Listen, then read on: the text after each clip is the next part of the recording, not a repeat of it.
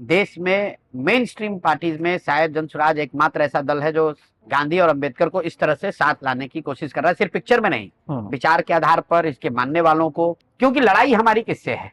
राजनीतिक लड़ाई भाजपा से है, भाजपा की विचारधारा से है, आरएसएस से है। और इस विचारधारा को अगर हराना है तो उसको हराने का राजनीतिक वैचारिक फॉर्मूला क्या है?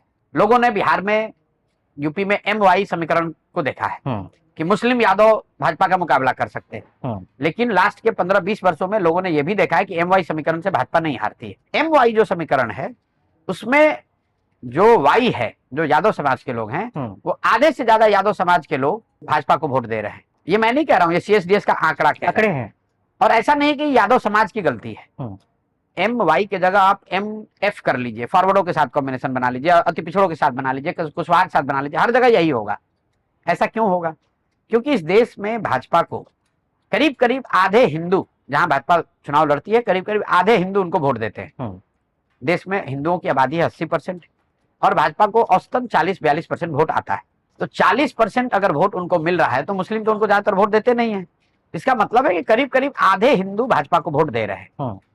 ये आधे हिंदू कौन है जो भाजपा को वोट कर रहे हैं? ये किसी एक जाति विशेष के नहीं है, ये हर जाति के हिंदू हैं जो भाजपा को वोट दे रहे हैं। यही वजह है कि मोदी जी को, भाजपा को बिहार में, यूपी में 40% वोट आ रहा है। क्यों आ रहा है? उनके जाति का तो कोई बिहार यूपी में रहता नहीं है।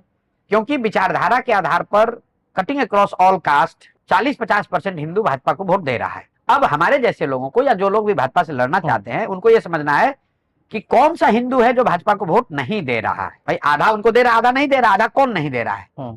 तो अगर आप इसको डीपली स्टडी करके समझना चाहेंगे तो आपको पता चलेगा कि जो गांधी को मानने वाले हिंदू हैं, ज्यादातर वो हिंदू भाजपा के विचारधारा से इत्तेफाक नहीं रखते। जो बाबा साहब अंबेडकर को मानने वाले हिंदू हैं वो भी भाजपा के अनुयायी नहीं है, उनको वोट नहीं करते हैं। जो कम्युनिस्ट विचारधारा के मानने वाले लोग हैं वो लोग भी भाजपा के विरोध में खड़े हैं। और कुछ जो बचे खुचे समाजवादी कहीं रह गए हैं, लोहिया जयप्रकाश जी को मानने वाले, वो लोग भी भाजपा को वोट नहीं करते हैं, वो चाहे किसी जाति के हो। तो इन 4 विचारधाराओं के मानने वाले हिंदुओं को अगर आप मुस्लिमों से जोड़ दें तो सामाजिक राजनीतिक स्तर पर 60% आबादी वैचारिक स्तर पर एक साइड जो भाजपा के खिलाफ है वो एक साइड आ जा सकती। अगर इनको एकजुट करना है तो उसमें कम्युनिस्ट तो अलग पार्टी ही है, तो बच गया कौन? जो अम्बेडकराइट्स है और गांधीवादी।